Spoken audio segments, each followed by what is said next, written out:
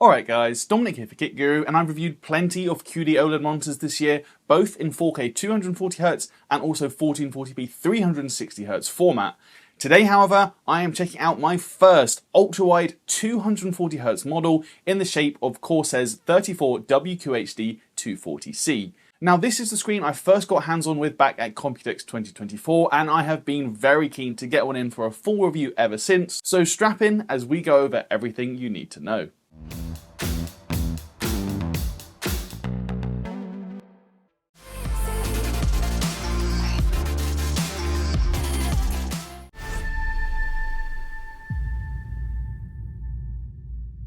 First things first then, I was pleasantly surprised by the design choices Corsair made when I first got a look at the 34WQHD 240C back at Computex 2024.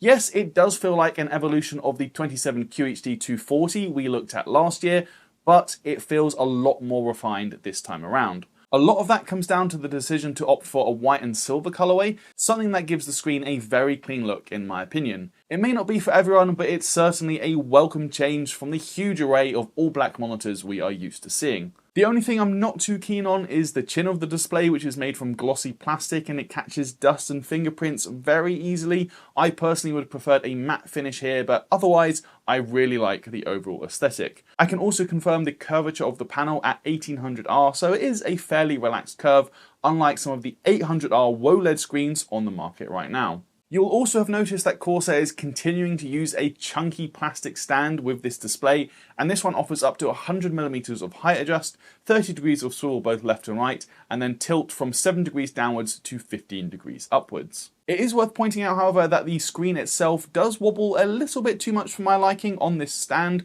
I noticed this when just tilting the screen or even when clicking in the joystick. It's not the end of the world, but it does jiggle around for slightly longer than I'd expect. Thankfully though, if you'd rather use a third-party arm or stand, VESA 100x100 mounts are supported. Elsewhere, as we've come to expect from Corsair monitors, the I/O is positioned on the back of this central hub and it's actually facing outwards. It's split into two banks as well, so on the left-hand side we have all the video inputs, and this includes two HDMI 2.1, one DisplayPort 1.4, and then one USB Type-C that does support DP alt mode and 65 watts of power delivery.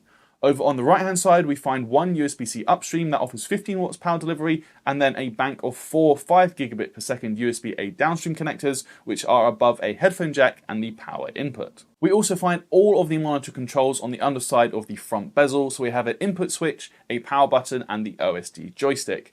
This is all standard, but I do have to say the joystick is again quite wobbly to the touch. It's not a major concern, but to me it just feels very loose and doesn't necessarily inspire a great amount of confidence in its longevity, but only time will tell. The OSD itself though does not appear to have changed much, if at all, since when we reviewed the 27QHD 240. That means it's still entirely text-based, being just black and white, and while it may not offer as much control as some more feature-rich gaming OSDs from the likes of MSI or Gigabyte, it does still offer all of the core functionality you'd expect, and it is at least very easy to navigate with the joystick. If you're looking for a new chair, then definitely go and check out boolies.co.uk. They offer a whole host of gaming and office chairs that come in a variety of different finishes and different colours.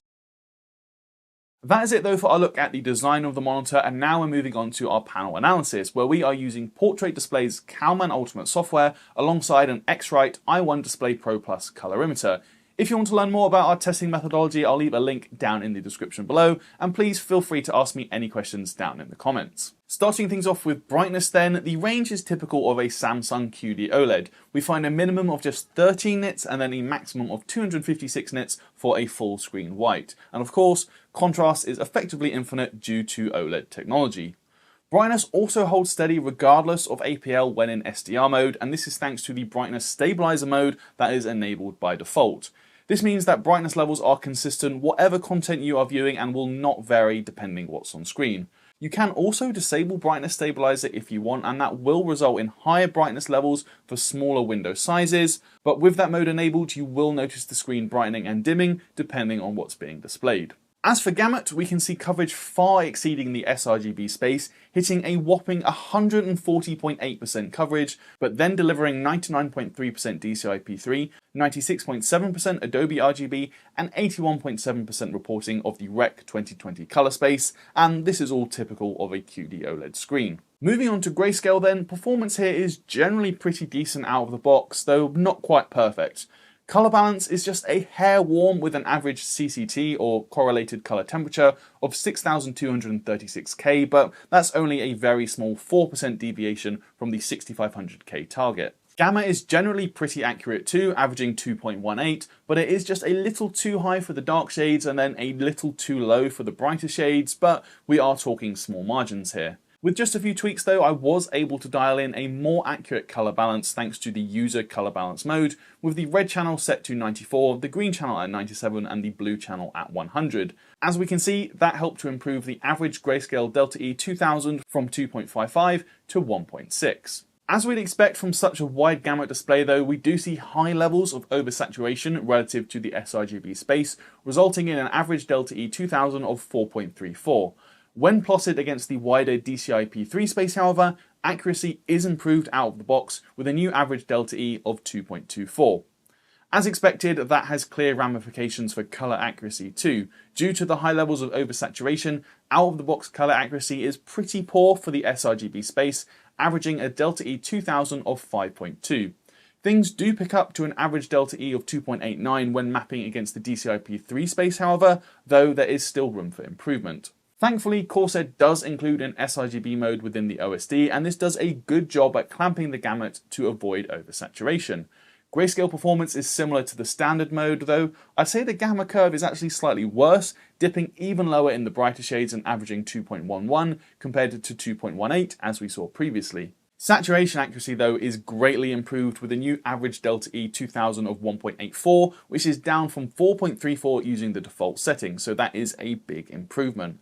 Likewise, colour accuracy Delta E's have dropped across the board and we get a new average figure of 1.9, down from 5.2 when using the out-of-the-box settings. The only other thing to mention about the sRGB mode is that for some reason on firmware 102 enabling this mode automatically reduces the panel sharpness setting to 0 and it cannot be adjusted. This results in a relatively blurry image given the default setting is actually with sharpness set to 7. Now I have reached out to Corsair about this and I'm told a fix is going to be on the way in the form of a new firmware. At the time of filming this video that hasn't yet been made live, but I will be sure to leave a pinned comment when I hear back from Corsair. Back to our colour testing though, I did of course do a full manual calibration using Calman Ultimate software and it's no surprise to see the results are phenomenal.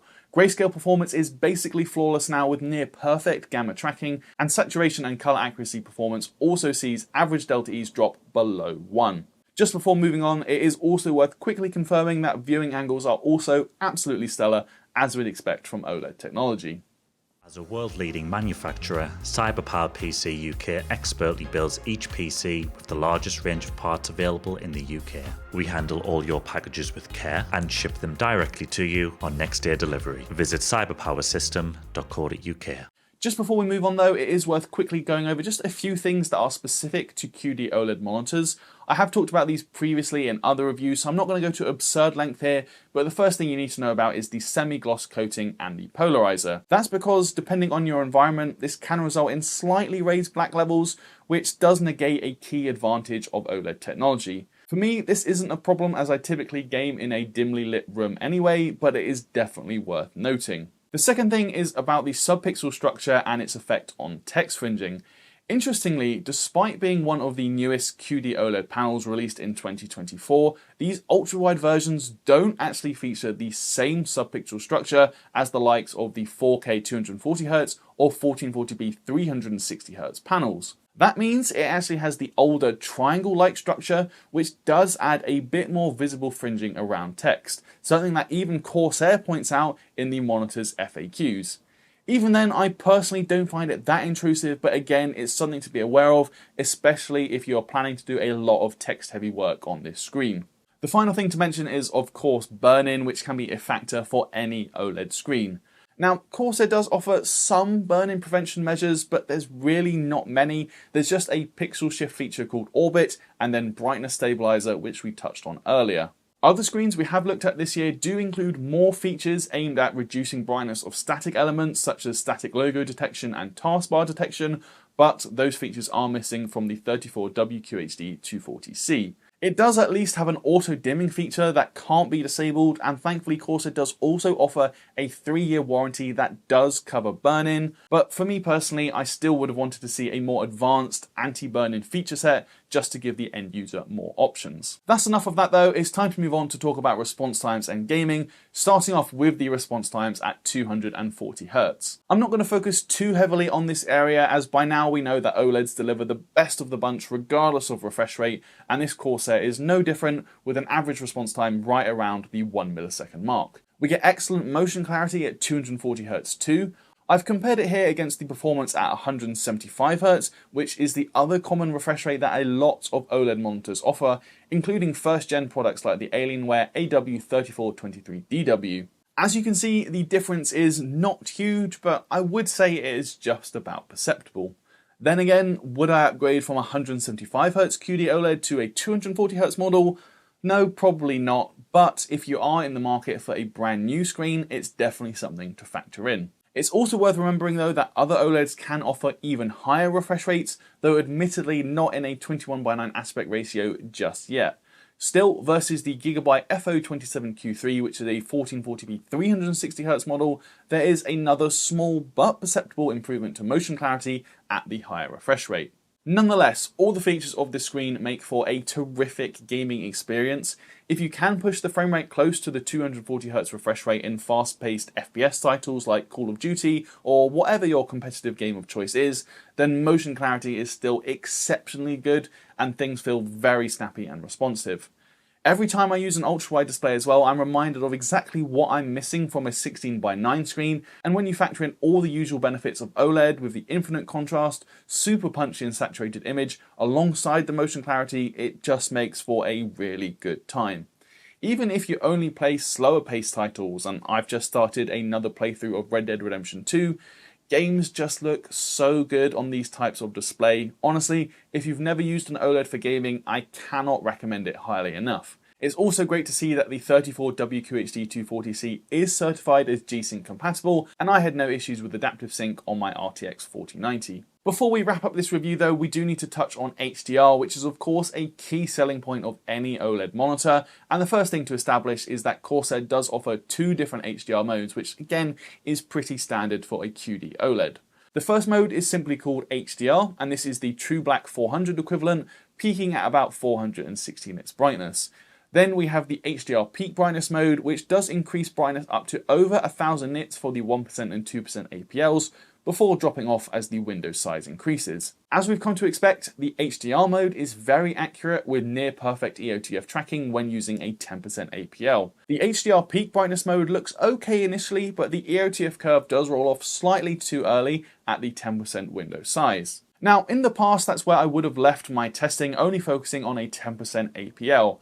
However, I do have to give credit to both Simon from TFT Central and also Tim from Monitors Unboxed, as they have both done some really good work highlighting why it's actually really important to test HDR performance across a range of different APLs, as behaviour can actually vary quite drastically. That being said, the HDR mode itself is very consistent in terms of its EOTF tracking regardless of APL, being generally very accurate across the curve from a 2% window up to a 50% window size.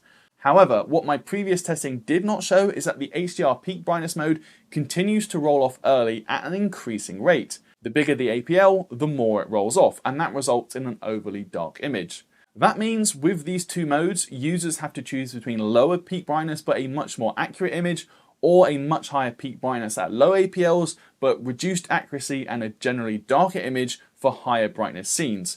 Neither of which is ideal, though it is worth pointing out that this is not an issue specific to Corsair, but does apply to most QD-OLED screens on the market right now. That brings us on then to the end of this review, and considering the fact the Corsair Xeneon 34WQHD 240C does use a Samsung QD-OLED panel, safe to say it's performed about as well as we've come to expect. That means all the typical hallmarks of an OLED screen are present, with rapid response times, excellent motion clarity, a very wide colour gamut, effectively infinite contrast, and stellar viewing angles. I also like the fact that Corsair is trying something a little different with the white and silver colourway. It may not be to everyone's taste, but it certainly helps separate this monitor from the pack. However, it is worth pointing out that I do think build quality could stand to be improved, if you pardon the pun, given the stand itself is a bit plasticky and the screen has a tendency to wobble around a little bit too much when it's touched or moved. It's certainly not a deal breaker, but at this price I would expect better. Speaking of price, this is unfortunately the biggest issue I have with Corsair's 34WQHD 240C. Even at its reduced £980 asking price on the Corsair website, this monitor is still over £250 more expensive than a competing option like Gigabyte's MO34WQC2, and that uses the same 240Hz QD-OLED panel. While I can't pass judgment on that Gigabyte screen yet, I will have a full review of it in the coming week, so it's going to be very interesting to see how it compares considering the price difference. Ultimately, I still think the Corsair Xeneon 34WQHD 240C is a very good monitor that just needs a price cut, and that's really all there is to it. I've had a great time using it for the last few weeks, and I'm going to be very sad when I have to say goodbye to it, but when your competitors are offering the same panel for over £250 less, I think it's safe to say Corsair's pricing strategy needs a rethink.